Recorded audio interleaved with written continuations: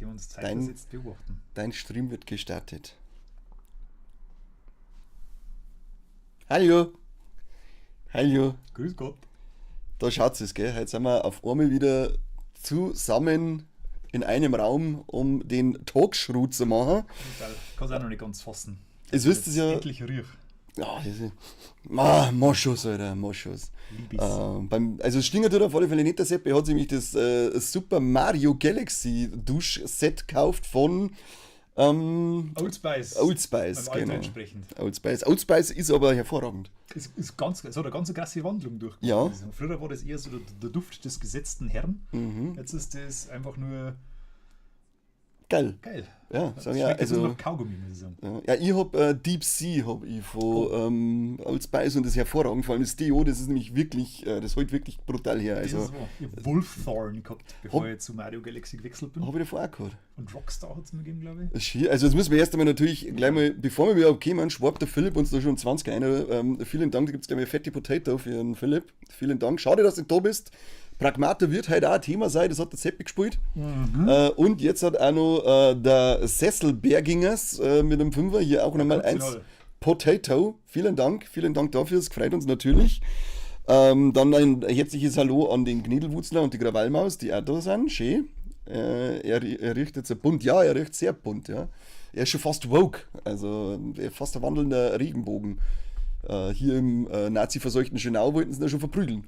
Ja, das ist wahr. Vor allem, weil ich ein bisschen nach Yoshi und nach Peach gerochen habe, aber naja.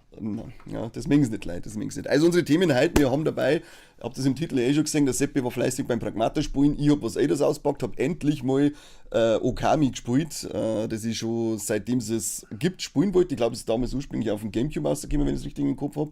Keine Ahnung, kenne ich es nicht.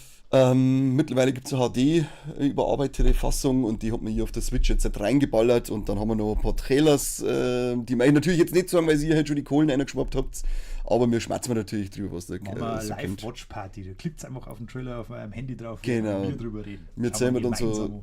wenn ich schreibe es dann alle in den Chat ein, ob es ready seid, dann zählen wir mir ober und dann drücken wir alle gleichzeitig Play.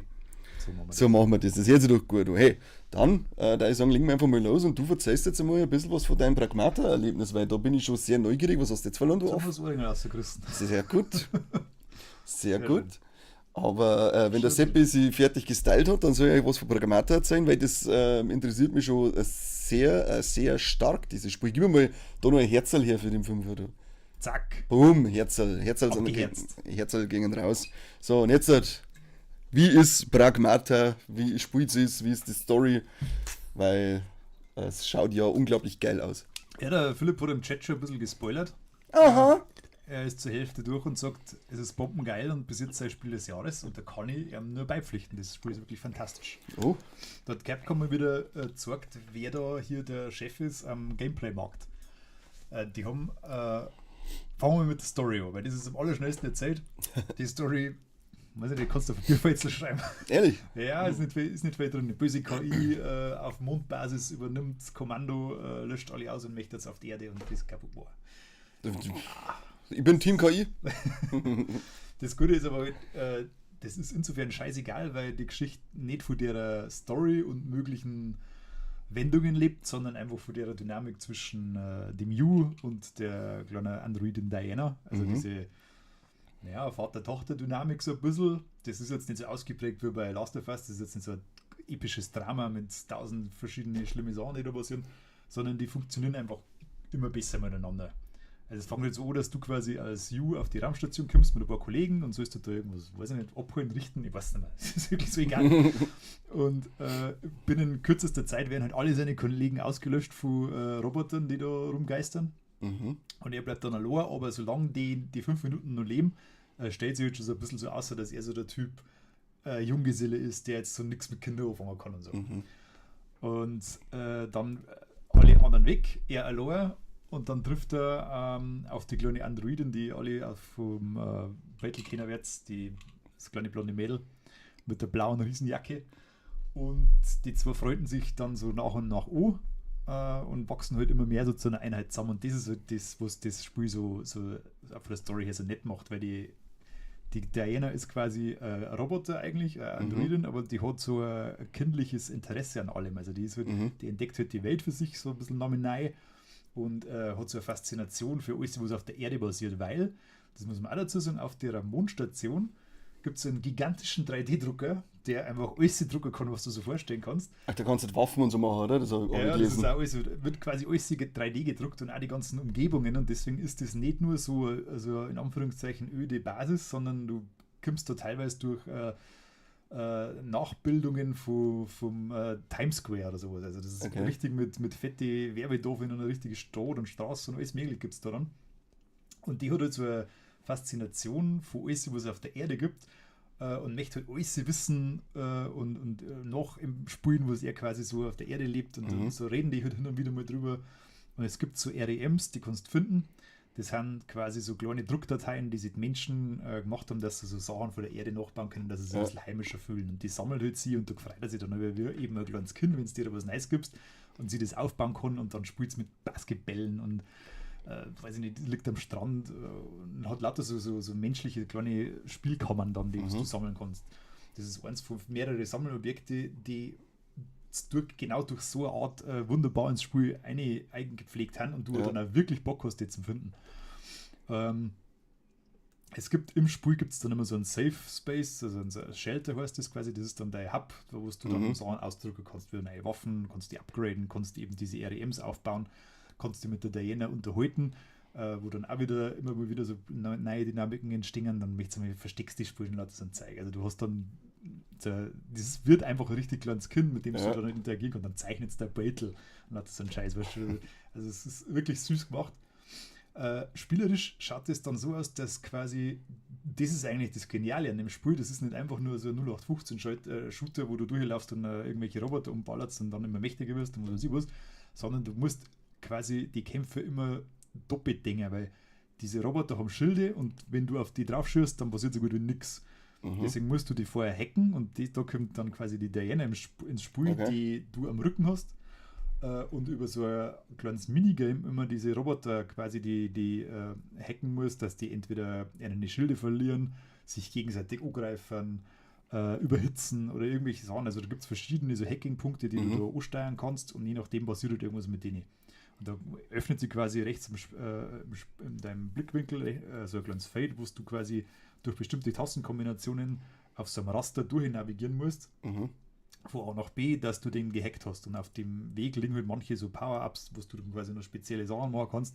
Und das musst du immer so mitdenken und nebenbei machen. Also du kämpfst quasi auf zwei Fronten. Einmal hast du das tatsächliche Geschehen im Spiel, den Kampf gegen die Roboter, musst aber die gleichzeitig durch diese Tastenkombinationen immer auch noch übers Hacking quasi auf einen Angriff vorbereiten, weil sonst bringt das Ganze nichts. Und das hört sich jetzt vielleicht massiv kompliziert an, aber das geht so schnell im Fleisch und Blut über und macht so einen geilen Gameplay-Loop, dass du denkst, das ist das Geiste, warum hat das noch nie gemacht. Das funktioniert so super und dann ist auch über den kompletten Spiel da immer wieder abwechslungsreich, weil du ganz durchdachte und clever platzierte Verbesserungen freischalten kannst. Das ist wirklich so gut gemacht, dass das ergibt sich alles so wunderbar. Du bist nie irgendwie overpowered oder es ist auch nie irgendwie zu schwer oder zu leicht. Das ist das perfekt ausbalancierte Actionspiel. Und das haben sie wirklich genial gemacht. Bosskämpfe und so weiter haben auch dabei, die haben episch dargestellt, riesen Maschinen halt, haben auch wieder nicht zu schwer, eher zu leicht. Also ich habe jetzt das Spiel als generell nicht sehr schwer empfunden. Wie viel von 10 Freunde brauchen wir, damit es unsere Hörer auch verstehen? Um es auf der Corby-Skala zum ich würde sagen, der Corby braucht maximal einen Feind. Also das ist schon gescheit einfach. Also wenn aber selber schafft das nicht. Das ist natürlich... Das ist... ja. Du kannst es natürlich auch, wenn du es einmal durchgespielt hast und das hast du wahrscheinlich in unter 10 Stunden geschafft, wenn du normal spielst, dann stellst du einen neuen Schwierigkeitsgrad frei, der dann alles nochmal ein bisschen anzieht, da wo es dann auch nochmal ein paar extra Mechaniken gibt. Kannst ein paar, also du nimmst quasi deine ganzen Erweiterungen mit und kriegst ein paar extra Waffen und musst ein paar, das Hacking wird ein bisschen schwerer und hat das nicht so an. Da wird es dann ein bisschen anspruchsvoller. Kommen dann nochmal so Zusatzmissionen, also das lohnt sich auf alle Fälle öfter durchzuspielen. Aber insgesamt ist das kein sonderlich schweres Spiel, wenn du diese Spielmechaniken verinnerlicht hast und klar kommst damit, dass du immer quasi zwei Sachen parallel laufen lassen musst. Das ist die Schwierigkeit dran. Aber ich fand es tatsächlich sehr eingängig und man hat das relativ schnell heraus und dann funktioniert das eigentlich wie geschmiert. Kommt man auf den Mond aus. Du kommst da auf den Mond raus, du bist ein paar Mal schwerelos tatsächlich, das ist ganz geil. Sie haben da wirklich das ist die Level haben so aufgebaut, dass du quasi, da gibt es eine Mondbahn, die schaltest du frei und dann kannst du quasi immer in verschiedene Areale nacheinander reisen. Kannst du von deinem Hauptspot auch immer wieder zurück in Bereiche, in denen du schon warst, weil du auch wieder Sachen freischaltest, die dann bestimmte Bereiche wieder freischalten. Okay, ein bisschen Backtracking. Ein bisschen Metroidvania-mäßig quasi eher so ein bisschen, dass du da dann wieder bestimmte Orte freischaltest. Das haben sie auch ganz cool gemacht. Da gibt es zum Beispiel so versteckte Areale, die durch Geheimtüren quasi versteckt sind, die du erst bemerkst, wenn du die gehst und dann kannst du es quasi durchschreiten und die haben dann mit so einer Mini-Geschichte verbunden. Da hat quasi irgendwie so ein Typ, dem war langweilig und oder er war genervt vor alle oder irgendwie sowas und dann hat er sich immer quasi so Hologrammtüren überall gebaut, wo er so kleine Rückzugsräume hat und dann findest du immer irgendwelche coolen Sachen. Träumchen. Genau. Ja, und so ist das wirklich, also das ist so durchdacht gemacht und die Steuerung ist so on point, dass wirklich, es macht einfach nur Spaß. Das ist ein richtiges Gameplay-Spiel, das einfach durch die Kernspielmechanik nur Spaß macht. Kann da wirklich tatsächlich 10 von 10 sagen. Das ist technisch ganz sauber gemacht, es hat überhaupt keine Bugs gehabt. Kann sein, dass irgendwelche Grafikfetischisten irgendwie was finden, wo sie an Raytracing nicht gefällt oder so, weiß ich nicht. Sowas sehe ich gar nicht. Aber, da habe ich ja 0 Augen dafür. Aber grundsätzlich hat für mich das Spiel super ausgeschaut, ist super gelaufen. Bin hin und weg. Gibt es eine Fortsetzung, meinst du? Also wie läuft die Story aus? Geht die so in Richtung Teil 2 oder? Willst du die jetzt spoilern? Einfach nur ja oder nein. Es klang ja oder nein.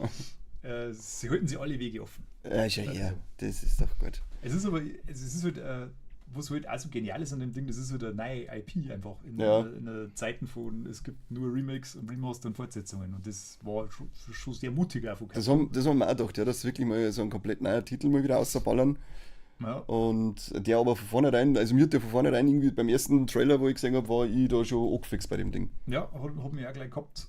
Dann ist sie auch ein paar Mal verschoben worden, soweit ich mich erinnern kann, weil da haben sie in den Interviews dann einmal gesagt, dass wirklich, also die Kernidee, die haben sie sofort gehabt, sie haben sofort gewusst, wie die Vision ausschauen soll, wie das Spiel ausschauen soll, aber bis sie mal so weit waren, dass das so funktioniert wie jetzt, das hat ewig gedauert. Und das haben sie halt immer wieder feinjustiert, weil die wollten halt einfach wirklich diese unfassbar geschmeidige Spielerfahrung und da hat sich wirklich jetzt für Schirm gelohnt, weil das ist wirklich geglückt. Also ganz ein tolles Spiel.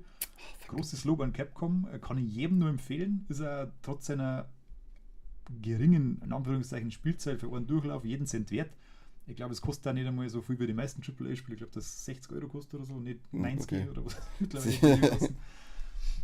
Ist auf alle Fälle wert. Also da die wir auf alle Fälle holen. Das ist eine Top-AAA-Produktion.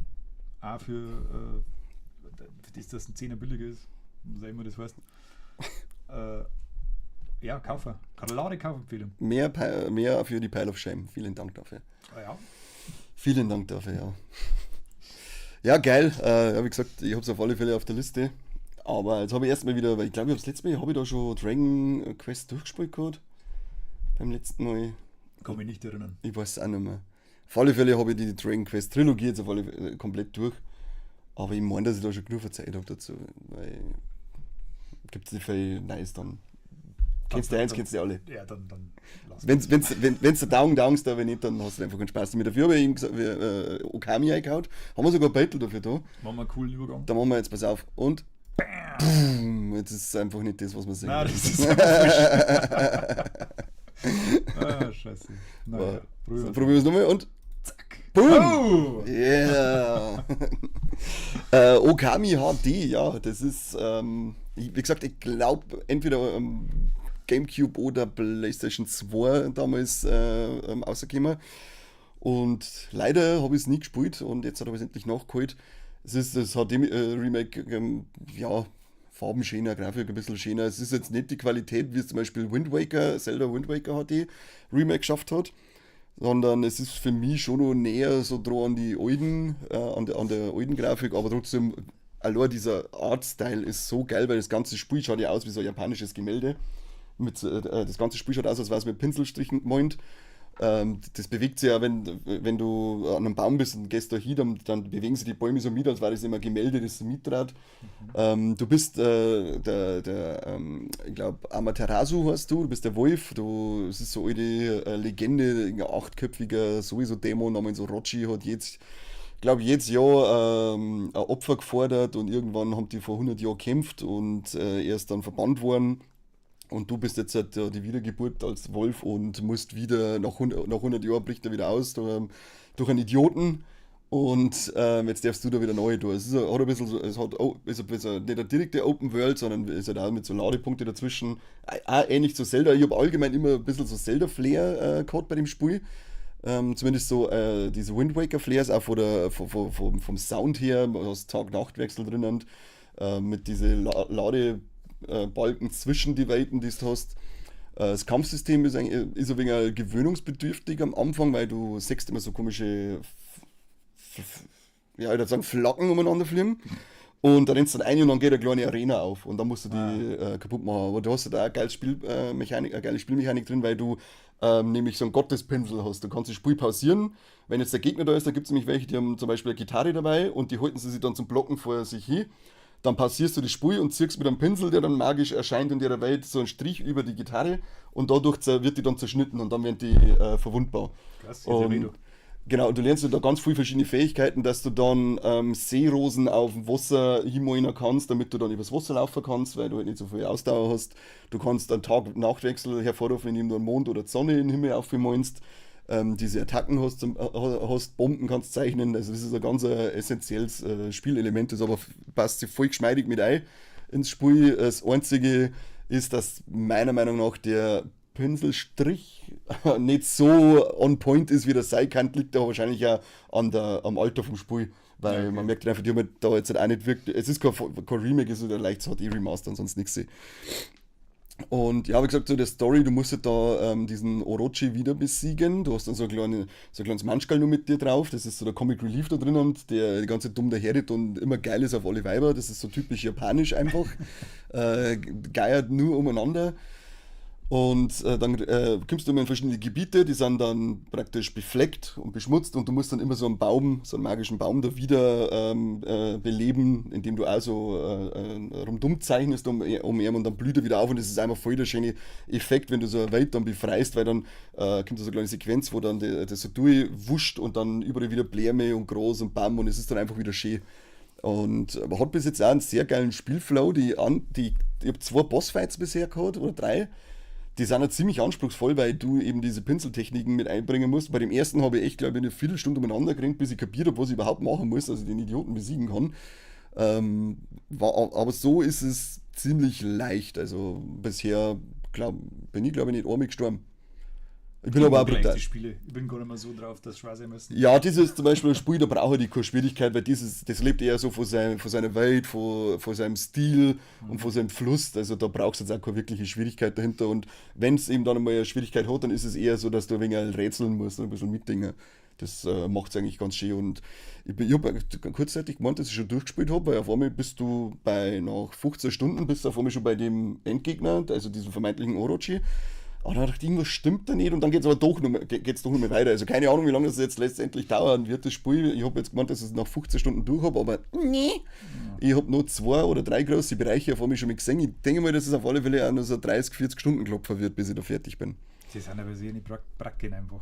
Brutal, ja. Wahnsinn. Aber es ist ja schon seit längerem Fortsetzung zu Okami im Gespräch, was ich glaube, dass es aber noch nichts gibt an Trailer oder sonst irgendwas. Es ist nur immer wieder mal Gerücht, das auftaucht.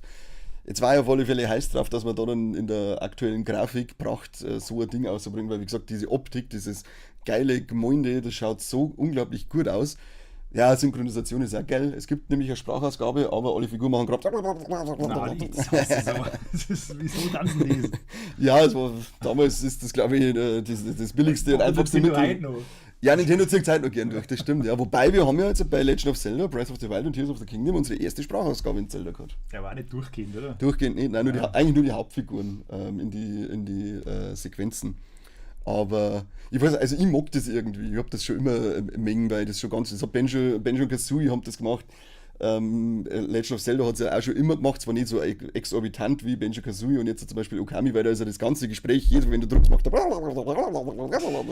Es hat zwar jede Figur so sein eigenes Gepiepse, aber es ist immer das Gleiche. Dass sie mir dann auch noch machen, dass sie ein bisschen unterschiedlich scheiße machen. Das ist Ja, unterschiedlich gut, gut, das hast du falsch verstanden. Aber ich kann auch, also wer da so Bock hat, dass er mal wieder ein altes Spiel nachholt, das sehr hochwertig war, da kann ich Okami auf alle Fälle empfehlen, weil das unglaublich liebevoll und schön ist und einfach Spaß macht zum Spielen und du bist halt also bist ein bisschen linksquer unterwegs, weil du bringst wieder die Blumenwelt zurück, weißt du schon. Oh. Also es ist richtig was für Kräne. das krasse Scheiß. Ja, also Nachbarn dürfen es nicht mitkriegen. Ja, das war mein Spiel. Ich habe jetzt diesmal nicht so viel gespielt, muss ich sagen. Was kostet der Teufel überhaupt? Ich weiß gar nicht mehr. Ich glaube, ich habe das im Angebot für einen 10er damals gekriegt. Ah, ja. Weil ich habe das auch schon länger. Ich glaube, so kostet ein 20er. Aber im Angebot, wie gesagt, habe ich mal einen 10er gezahlt dafür. Und da habe ich gedacht, da nimmst du es auf alle Fälle mit. Und das ist mir auf die Pile of Shame. Und jetzt ist mir irgendwie gerade eingerumpelt, als ich mit Dragon Quest fertig geworden bin. Da habe ich gedacht, jetzt muss ich mir schon eine schnuppern und bin da gleich drauf hängen geblieben. Ja, gut. Merkt man sich auf alle Fälle. Okami HD auf der Switch. Ich spiele es auf der Switch, genau. Ich glaube aber, dass das für alle Konsolen gibt, wenn ich es richtig im Kopf habe. Aber der Wahrheitsgehalt bei uns ist ja nicht so wichtig. Nein, wir haben da keinen Anspruch. Wir kann einmal versuchen, eine Folge zu machen, wo wir einfach nur lernen. Wo wir Spiele erfinden. Was ist anders? Also war echt mal geil, wenn wir irgendwie so eine Lügenfolge einfach machen. So zum Rage-Baiten für ein paar Leute. Ja, genau. Voll die krassen Takes. Ja, also so im Titel schon mal eine Dead Space 4 offiziell angekündigt. Und da klickt es keiner, weil es auch keiner gespielt hat. Ja, verdammt. Da überlegen wir uns mal was zum Lernen. Unbedingt. Ja, ansonsten sind noch ein paar Trailer rausgekommen. Das größte, was angekündigt worden ist wahrscheinlich Assassin's Creed 4 Black Flag Remake, was jetzt offiziell endlich kommt. Und ich weiß, hast du das Original gespielt? Ich kann mich nicht mehr erinnern, ehrlich gesagt. Ich glaube schon, ich bin mir auch nicht mehr ganz sicher, weil ich habe eigentlich Assassin's Creed früher nicht gern mengen. Aber wahrscheinlich habe ich es mir auch gespielt oder so. Zu der Zeit war es noch richtig gut. Wobei das wahrscheinlich dann, das war Peak Assassin's Creed. Ja. Weil ich war einer von den wenigen, der den ersten Teil damals schon nicht mehr hat. Ja, da habe ich mich auch ein wenig durchbeißen müssen. Ja, auf den der ersten war Teil. nämlich ab einer bestimmten Zeit, ab einer bestimmten Spielzeit war der einfach nur noch langweilig und repetitiv. Ja, genau. Das war Genau. ganz schlimm. Und dafür- ich habe dann nie verstanden, warum das auf einmal so krass geworden ist. Dafür ist der zweite Teil dann halt brutal, der hat einen brutalen Sprung gemacht. Aber der Vierer, Ja. glaube ich, also Teil 2 und Teil 4 sind ja so die Fanlieblinge. Und das Remake schaut jetzt echt geil aus. Das habe ich damals auch bis zum Vergasen gespielt. Da habe ich wirklich alles gesucht und gesammelt, weil das so geil war, mit dem Piratenschiff da durch die Karibik zum Horzen und die Seeschlachten auch voll geil inszeniert worden. Also ich weiß nicht, wie Assassin's Creed so fallen hat können vom Spiel, von der Spielmechanik her und alles, weil das so einen Spaß gemacht hat. Keine Ahnung, was die gerade haben. Aber jetzt hat das Remake, es ist nicht gerade ein 1:1 Remake, was ich jetzt gesehen habe, sondern es werden neue Story-Elemente mit eingebaut. Die blöden Gegenwartssequenzen sind anscheinend auf ein Minimum reduziert worden. Ich weiß nicht, wer die jemals geil gefunden hat. Keine dass die Ahnung. überhaupt irgendwo mit drin waren, weil das ist immer das Allerschlimmste gewesen. Das war auch bei Ja. Valhalla so ein absoluter Schwachsinn. so ein Vollgas. unnötiger. Du bist voll im Flow drin und dann auf einmal Ja. batz hat sie wieder raus. Ich mag jetzt nicht umeinander reden, das interessiert mich nicht, verpisst sich. Aber naja, aber sie wissen es anscheinend, haben die das da auf ein Minimum reduziert. Es sind Figuren überarbeitet worden, also auch die Figurendesigns sind jetzt anders. Und dass es neue Story-Elemente gibt, habe ich schon gesagt, gell? Mhm. Wann kommt's denn? Das ist ja schon bald da. Das müsste dieses Jahr kommen, ja. Es steht da jetzt noch nirgends dabei, oder? Weil da habe ich jetzt auch nicht geschaut, wann es kommt. Das Jahr auf alle Fälle noch. Der hat Song im Juni, glaube ich, gewesen. Juni oder Juli? Steuerung ist genau, ich glaube, die ganze Steuerung und Klettermechanik ist an Shadows jetzt angelehnt oder sogar wahrscheinlich 1:1 übernommen. 9. Juli. Ach schon, ja, da haben wir nicht mehr lang. Also das wird wieder mal, ich habe ja eigentlich gesagt, ich bin jetzt Assassin's Creed frei seit Valhalla, aber ich glaube, dass Black Flag, das Remake, wird mich wahrscheinlich wiedersehen, weil da habe ich schon sehr, sehr geile Erinnerungen an das Spiel. Ja, Das war hat viel wahrscheinlich Spaß ein guter gemacht. Einstieg, weil es hat ja auch schon geheißen angeblich, dass es der erste Teil auch geremaked wird. Also anscheinend versuchen sie jetzt auf die Art und Weise ihren Kahn wieder in ein ruhiges Gewässer zu fahren. Ja, beim ersten Teil musst du halt wirklich dann, also da musst du viel dann auch am Gameplay und so weiter ändern, weil wie du schon gesagt hast, das ist ja irgendwann total repetitiv gewesen. Sag mal, auf Das der hat- zweiten Mission ist immer das Gleiche. Ja, genau. Ändert sich nichts mehr.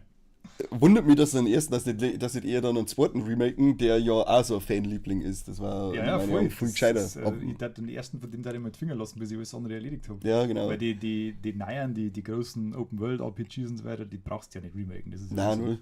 Ja, und es gibt ja auch noch Hexe, oder Ja, Hex, keine Ahnung, ob es Hex oder Hexe heißt. Das kommt ja auch noch. Und ja, ich bin gespannt, wie das Remake einschlägt jetzt von Assassin's Creed, weil trotz dass Shadows ja, glaube ich, sehr gut performt hat, Ja, sehr gut. oder gut performt hat, Also ist in es Verhältnisse war es wahrscheinlich eher scheiße. vor allem nach Valhalla, weil Valhalla, meine, war so ein Riesenerfolg. Ja, gell? aber das war halt auch zu Corona-Zeiten. Corona-Gespiel, Ja. und das darf man halt einfach nicht unterschätzen. Das hat wahrscheinlich 70% der Umsätze ausgemacht. Weil am Spiel kann es nicht gelingen haben, dass das erfolgreich war. Was? Spinnst du? Und es ist halt genau in diese Vikings-Ära eingeflogen. Ja, das genau. war halt da wirklich, das war halt vom Timing her perfekt. Und das wird halt nie wieder irgendein Spiel, wo Ubisoft jemals schaffen, so gigantisch zu werden, wie das war. Ja, und so, obwohl es so ein gigantischer Dreck war. Ja. Habe ich es laut gesagt? Ja, Okay. du darfst es auch nochmal unterstreichen. Okay, mit dem Ausrufezeichen. gigantischer Dreck war Valhalla. Furchtbar, was da Potenzial verschenkt worden ist. Aber wurscht, jetzt gibt es wieder Pirates of the Caribbean zum selber spielen und da bin ich auf alle Fälle, werde ich Segel setzen und ein paar Landratten über die Planke springen lassen. Ich bin ja gespannt, ob dann Skull and Bones noch weiterläuft. Oder läuft das überhaupt noch? Keine Ahnung.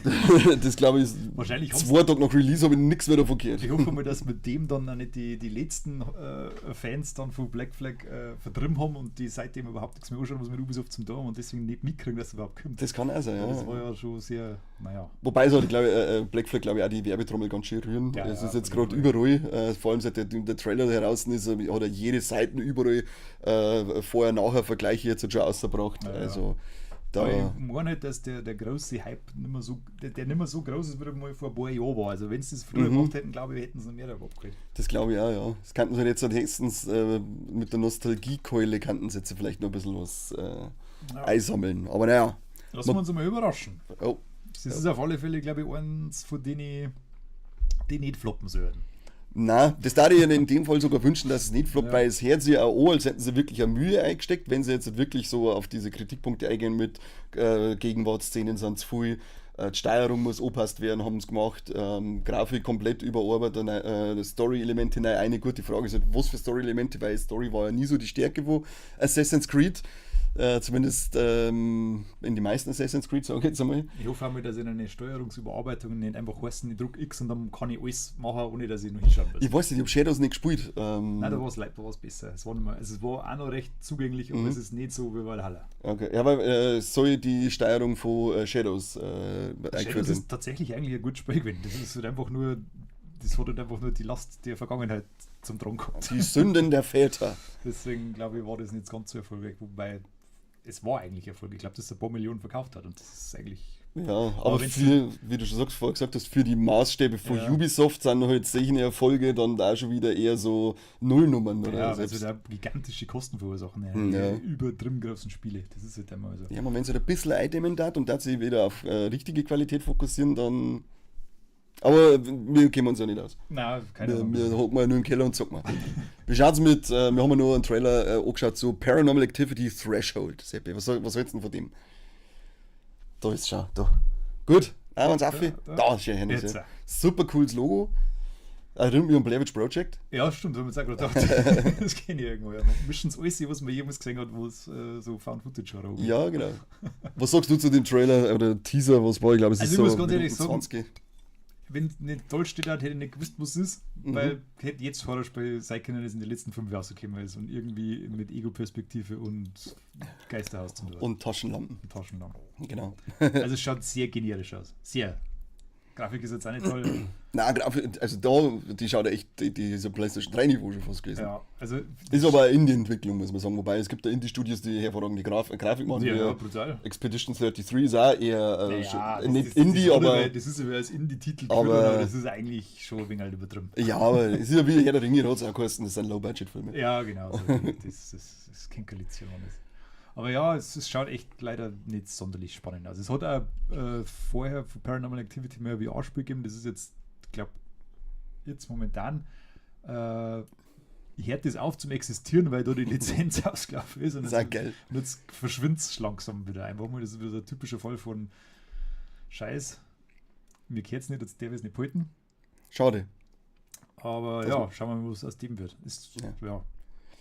Da Nein, wird- das ist jetzt so, wie heißen sie denn alle? Amnesia, Ich habe immer ein bisschen Outlast im Kopf gehabt. Outlast, ja, und das von Bloober, mit dem die bekannt von haben, wir haben nicht geheißen. Die ersten größeren 4, irgendwas mit 4, kann es sein? Ja. Ich weiß nicht mehr. Ich krieg's auch nicht mehr zusammen. Ihr wisst auf was wir hinaus wollen. Da wo es mehr Teile ergibt, oder? Ja, ja. Ist das nicht einfach nur 4? Nein, das ist der Shooter da mit dem Ach so. Geistermädel. Das ist auch geil. Ja. Naja, also ich glaube, das Spiel kann eigentlich nur mit gute Scare-Jumps, Jumpscares. Jumpscares heißt Jetzt dazu, ja. Nein, ich bleibe bei Scare-Jumps. besser ist's. Das Spiel, wenn die gut erschreckt, dann hast du den Spaß. Darf nicht lang sein, es darf vielleicht 5 Stunden dauern und dann muss es gut sein. Ja. Das darf halt eigentlich nur so ein Snack für zwischendurch sein. Wobei das wieder gar nicht so einfach ist mit den Jumpscares in einem Spiel. Das muss schon auch alles so gut gemacht sein. Also, Ja, also der darf halt schon Outlast-Niveau kriegen, weil Outlast, der hat man schon. War schon hart. Das, ja, leck mich am Zuckerli, hey. Da hat man schon ab und zu die Eier in die Bauchhöhle aufgeschossen. Hey. Schön war das nicht. Naja, schauen wir mal. Was Riesen- gibt denn das? Weiß man da schon was? Keine Ahnung, habe ich auch nicht nachgeschaut. Aber wir sind ja nicht dafür da, dass wir mir hier großartig Fakten raushauen. Ja, die sondern- gibt es woanders. Bei der Eben. Bildzeitung. Ja, genau, Bildzeitung. Oder bei Games Pro. Ja, kannst du einen Artikel über Fakten lesen und nebenbei dann eine Bewertung über lila Burger beim McDonalds. Das ist Daumen hoch an Games Pro. Jetzt hat es wirklich Qualitäts-Gaming-Journalismus, was nicht ist. Riesentrailer, Riesenteaser zu Alien Isolation 2. 25 Sekunden. Und ja, es ist eigentlich ist es nur ein Herzschlag vor dem Spiel, damit alle wissen, es existiert nur, es wird anscheinend kommen, denn man sagt nur so eine Warnleuchte, die rot ist bei einer Tür, dann auf Quer geht, dann geht die Tür auf und dann ist die aus Teil 1 bekannten Telefonzähne, sagt man dann und dann ist der Trailer auch schon, oder Teaser oder Herzschlag, was weiß ich immer, was das sei soll, schon wieder gar. Aber zumindest hier die Info, bei Viva la Movie-Illusion als erstes, dass Alien Isolation 2 immer noch in Entwicklung ist und es anscheinend wirklich kommen soll. Ja.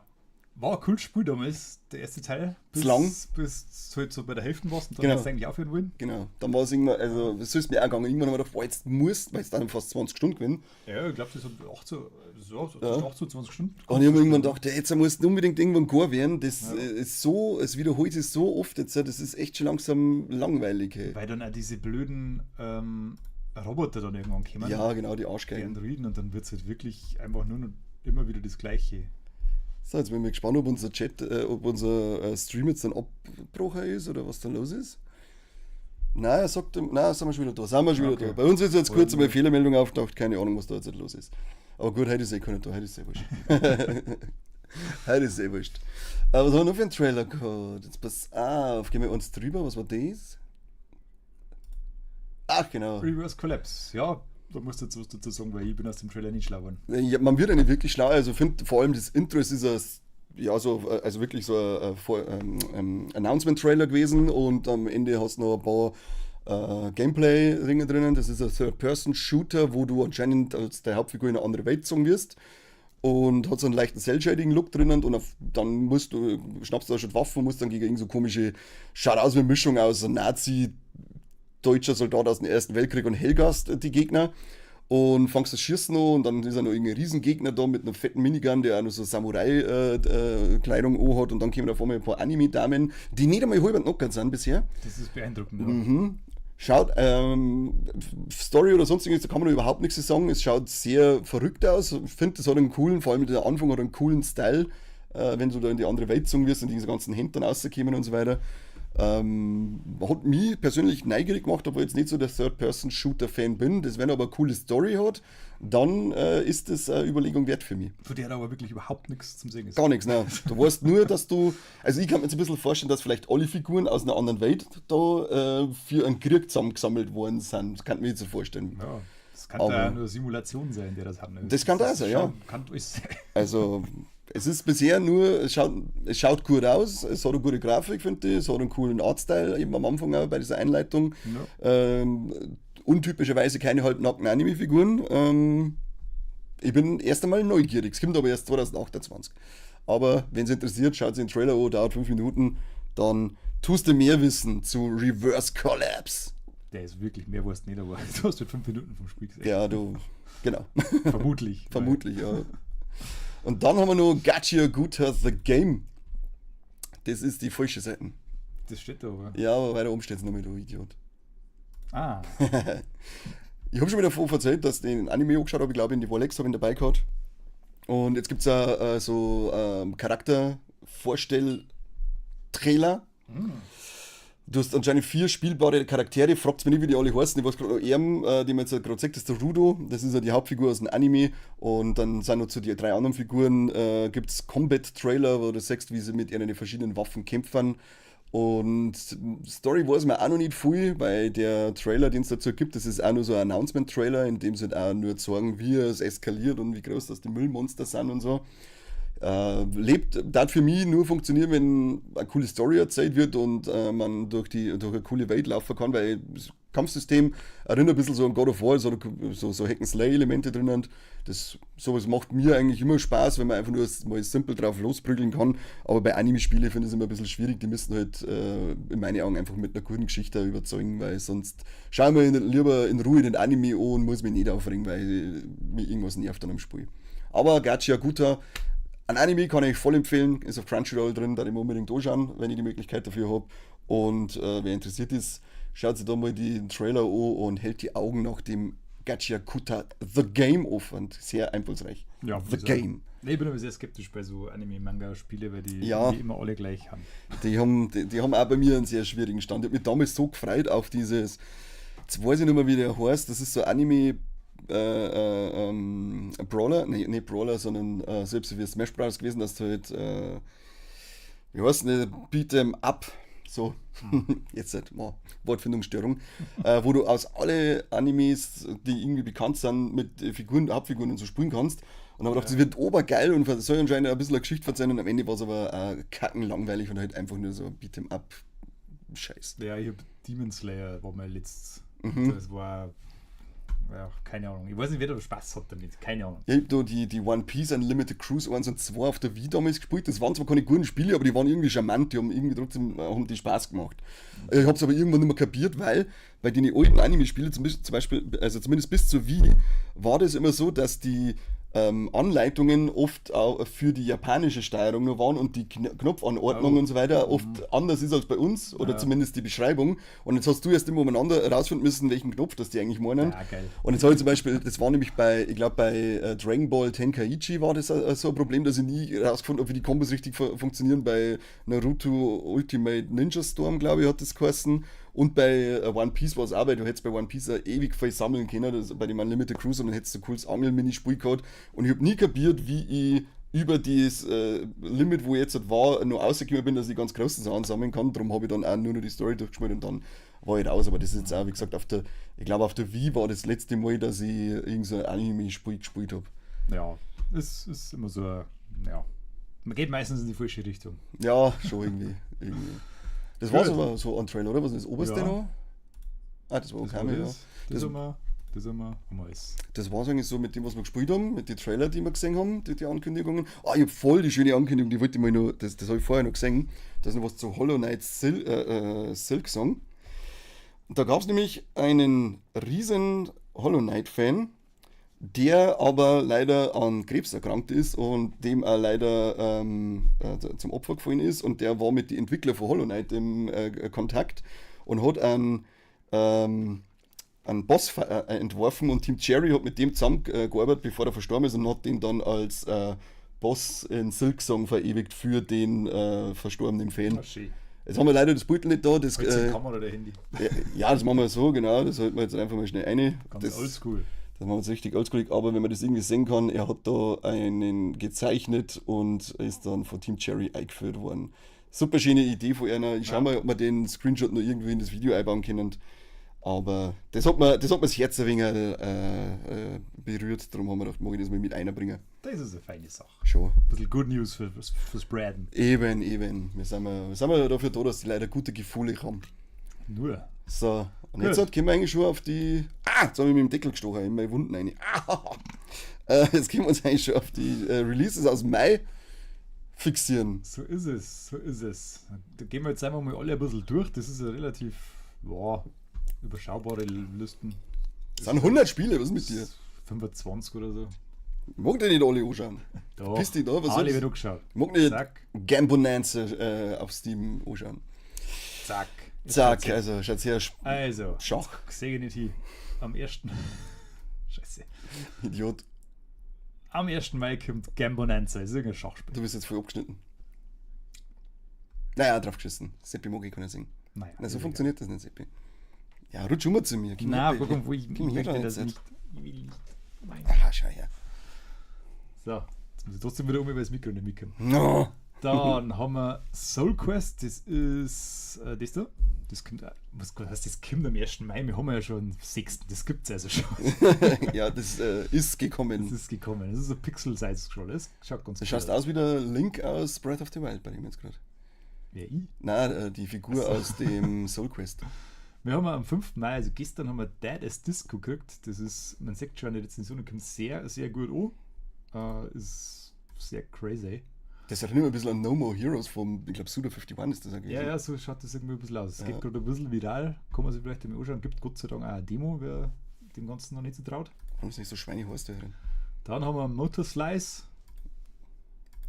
Spiel mit Parcours-Elementen und einer Motorsage. Cool. Passt. Riesenbocker. Dann haben wir Forever. Das kommt nicht so gut an. Ausgeglichen. Gehen wir weiter. Dann ist dann irgend so ein Weltkriegs-Shooter. Beyond Enemy Lines in Vietnam, das ist kein Weltkrieg, das ist Vietnamkrieg. Das ist Wer auch es mag. Jetzt haben wir den ersten coolen. Alabaster Dawn. Wenn ich mir nicht täusche, ist Radical Fish sogar ein deutsches Studio. Bin mir hundertprozentig Ich bin sicher. jetzt auch nicht sicher. Das ist ja das, was man vorher gesagt hat, das schaut aus wie das Sea of Stars ein wenig, oder? Ist Ja, das? genau. Oh, schon wieder wunderschön, schon Haben wieder schön, wir- dass das ist. JRPG-Style. Ich finde es wunderschön. Ja, voll geil, also ich bin jetzt schon wieder verliebt. Das kommt morgen, startet im Early Access. Aha. Demo gibt es auch, schaut's her. Geb. Sehen wir es gleich dann. Dann haben wir ein bisschen Horror. Ein Horror. Ein Horror. Das sind wir mir oder nicht schon zu viel für einen Segeln, Horror. je nachdem, wenn man es nimmt. Ja, Segeln ist, glaube ich, der Horror. Ah, und da kommen auch noch Schlittenhunde. Mhm. Es schaut auf alle Fälle, schaut sich mal im Trailer oder so, es schaut ein bisschen atmosphärisch spannend aus. Mhm. Also ich war da gar nicht abgeneigt. Boah, Segeln, hey, das war für mich der absolute Albtraum. Dann haben wir von Annapurna Interactive, die machen immer sehr schöne Spiele mit tiefgründigen Geschichten.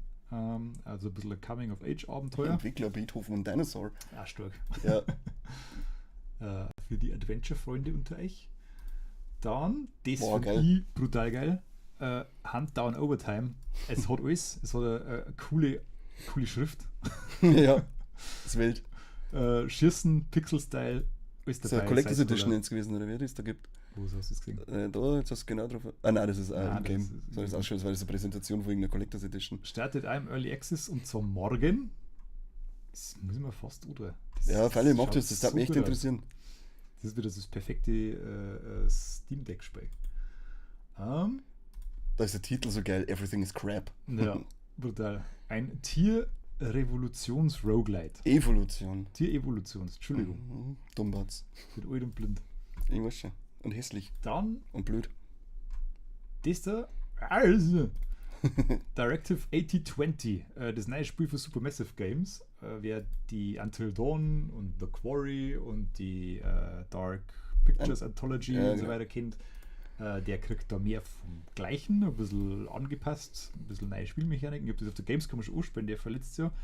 Gefällt mir gut. Boah, das schaut wild Hat aus. ein richtig geiles Setting mit so Dark Sci-Fi-Elementen. Wer Event live Horizon. gesehen hat den Film Ja, oder halt Alien und so eine Sachen, der fühlt sich da gleich heimisch. Also mein erster Eindruck war echt super und ich freue mich schon richtig. Und wir haben vorher gerade ausgemacht, das Herz jetzt wirklich kommt's. hier zuerst. Wir werden wann? wir werden das Ding, also es kommt nächste Woche außer am 12. Und dann kriegt ihr ab, passt's auf, Sunder? Ab Sonntag, dem 17. kriegt ihr dann täglich einen Clip von uns, wie wir das Directive 8020 spielen, mit dem wir eine Stunde länger, wir spielen es durch am Stück und hauen euch dann jeden Tag einen Clip aus, dass ihr da wegen reinschauen könnt. Genau, und das wird insofern ganz spannend, weil das ist ja, wer Supermassive-Spiele kennt, das hat ja immer verschiedene Lösungswege. Es gibt Entscheidungen, die das Spiel massiv beeinflussen, supermassiv quasi. Ja. Und dann wird es bestimmt ganz spannend, wie wir zwei Deppen uns da anstellen und alles Mögliche kaputt machen, was man so kaputt machen kann für seinen eigenen Genau. Spielweg. Ziel ist, dass keiner überlebt. Ich glaube, gibt es verloren. Also, Das ist, glaube ich, nicht mehr so wie bei Until Dawn. Zumindest habe ich damals nur eine Figur gespielt. okay, dann schauen wir mal, auf was das rausläuft, die ganze Sache. Aber es wird auf alle Fälle Ja, sehr spannend. schaut schon geil aus. Dann haben wir am 12. Mai Call of the Elder Gods, über das ich nichts weiß. Ich, überhaupt nicht. Echt faul bin, dass ich mir das weiter anschaue. Da kann ich ein bisschen was sagen. Das ist Outbound. Das ist ein cozy Game. Das heißt, ihr fahrt da campen mit einem Van und macht Camps. Und gut nur in VW-Bus T5. Mit einem guten alten VW-Bus. Wer eine ruhige Spielerfahrung haben möchte, der wird sich da was Ruhiges finden. Ach, da hol ich mir lieber Procopio. Dann haben wir Dark Light Survivor. Wild. Das schaut- Schießen. Aus der Ritterrüstung angeguckt gerade am Anfang bei dem anderen. Da, Crazy. Also der kostet Survive the Multiverse, oder? In the da Dying haben wir- Multiverse. Da haben wir mit Top-Down-Perspektive. Aha. Wird es pixelig, also kann man Perspektive. Ja, wer es mag. Interesting auf alle Fälle.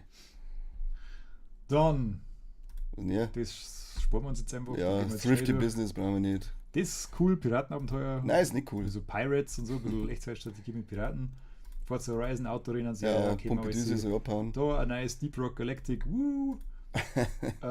Spacecraft, Sci-Fi, Open Worlds, was auch immer. Ja, so abhauen. Open Space heißt das da. Das ist im Weltall, das weißt du schon. Oh, Mhm. ah, Mhm. da Hast ist du ein gewusst, gell? Kniff drin. Ja, ja. Dann haben wir Thick as Thieves. Ja, als Dieb soll jetzt nicht dick sein. Das ist wahr, ja. Ja, ja, freilich, das ist ein Schmarrn. Jetzt Äh, meinst du, wie oft das mich schon erwischt haben? Stealth-Spiel. Hat ein bisschen was von, wie hieß denn der Ego-Shooter auf Playstation, glaube ich, war der damals, Dishonored vom Stil her. Das erinnert ein bisschen an Das kann's in Dishonored. die Richtung gehen, ja. Da müsste die auch mal den zweiten Teil spielen. Fand den ersten Ja, eigentlich gar nicht so unbedingt. schlecht. Dann Zero Parades. Das kann ganz interessant sein. Das ist also ein Rollenspiel der etwas anderen Art, wer Disco Elysium kennt. Das sind ein paar von denen, die das gemacht haben damals. Okay. Das hat auch wieder so ein bisschen diesen prägnanten Stil da, diesen Comic-Überzug. Was sieht man denn jetzt gescheit? Da sieht man es ein bisschen besser. Wie ebenso der Stil für Disco Elysium und jetzt weiß ich nicht mehr, was es gekostet hat. Mhm. Ja, Disco- das andere Spiel, das ausschaut. Genau, Disco Illusium. Dann völlig uninteressant, Fußballmanagement ohne Fußball. Rocket City, weiter. Das ist jetzt der Weltkrieg-Shooter. Das ist der Welt, was war das dann davor? Dann haben Das wir war uns Vietnam-Shooter. gewechselt. Ah, okay. Krieg auf alle Fälle. Kennst du Kriegsspiel? Erster Weltkrieg im Nahen Osten. Okay. Okay. Ja, Scheißen halt. nein, Im Weltkrieg neue Scheißen. können wir ist, haben wir Ja. schon gesehen.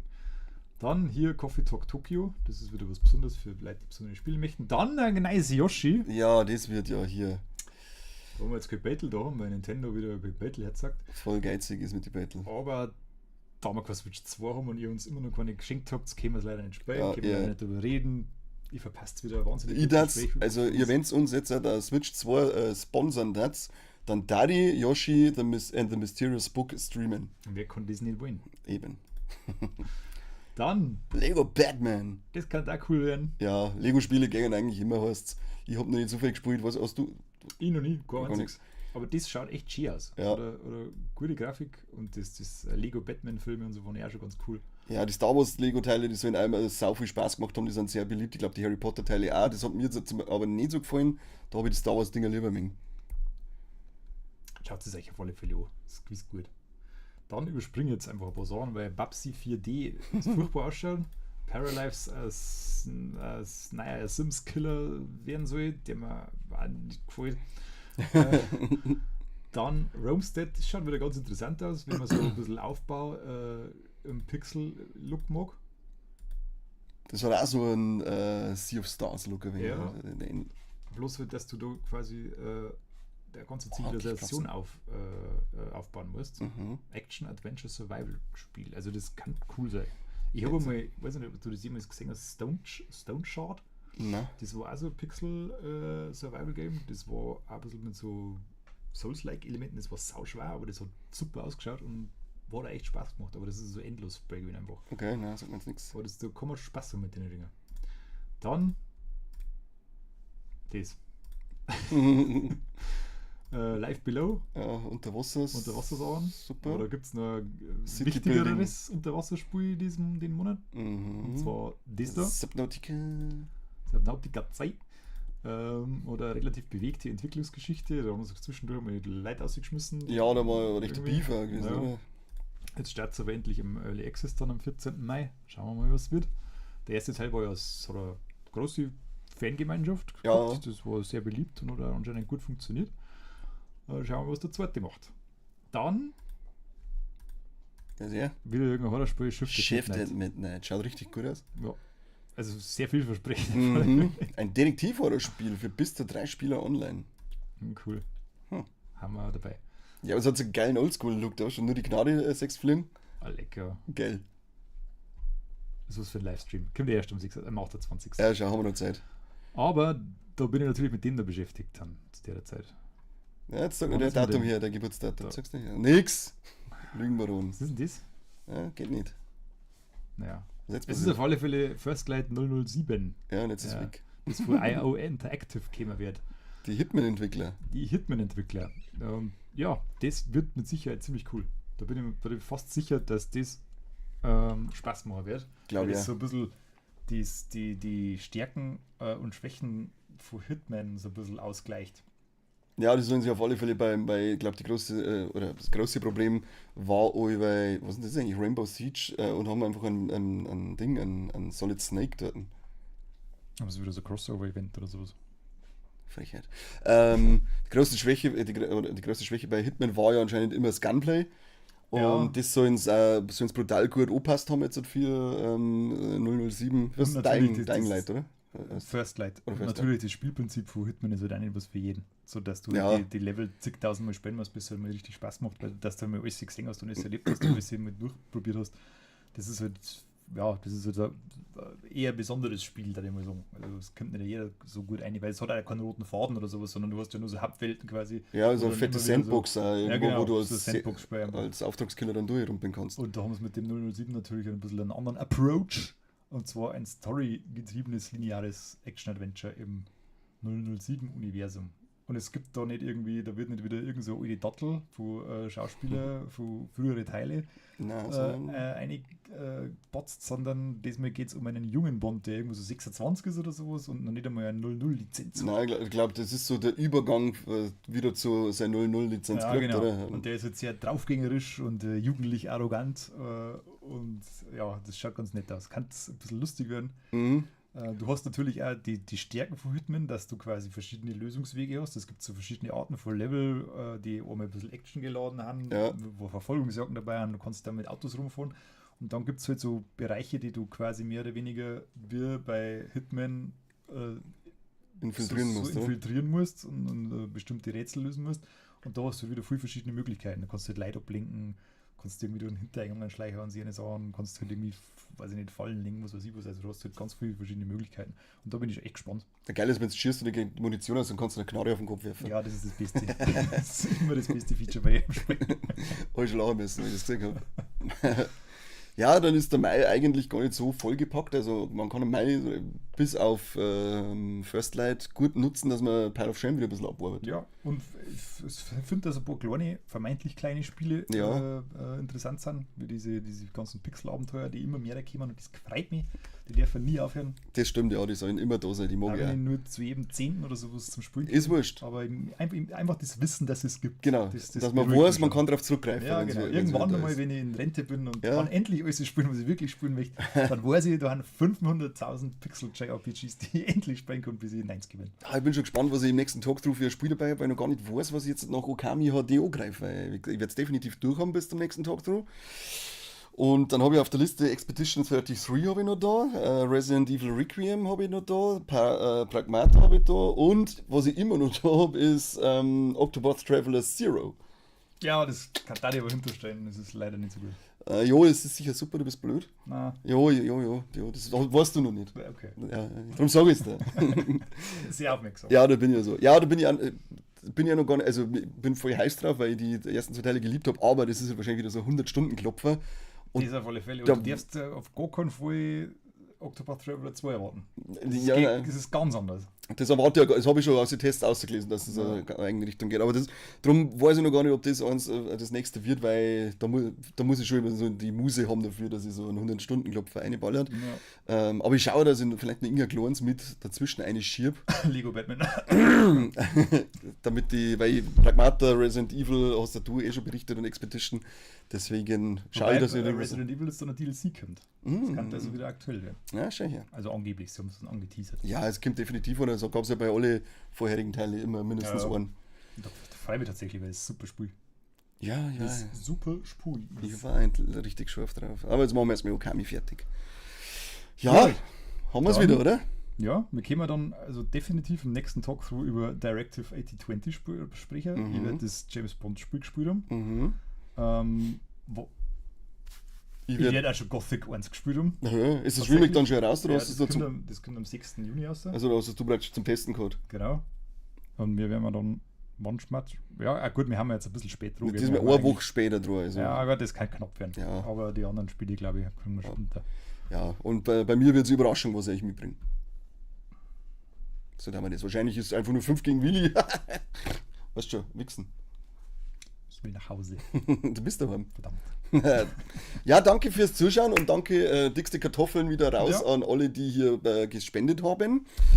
Ich befreue mich jetzt gar nicht, weil im Seppi seiner Bumsbude ist es heiß wie solche, ich muss schwitzen. Normal ist es ganz angenehm, aber wenn jemand da ist, der Furzt. dann. Ja, ich bin einfach ein heißer Kerl. Bitte euch. Macht's es gut. Bis nächste Woche. Wo? Am Nächste Sonntag. Einschalten nicht vergessen, wenn wir dann ein paar Ja, Tage öfter kommen. nächste Woche, also übernächsten Sonntag erst. Jetzt, den Sonntag haben wir das noch nicht, sondern erst am 17. gibt es die ersten Folgen Directive. Okay, jetzt habe ich irgendwas abkündigen, müssen wir trotzdem was machen. Nein, es kommt dann einfach am Dienstag zu der neuen Folge und zum Kassettenschmerz, da sehen wir uns Genau, wieder. das. Also,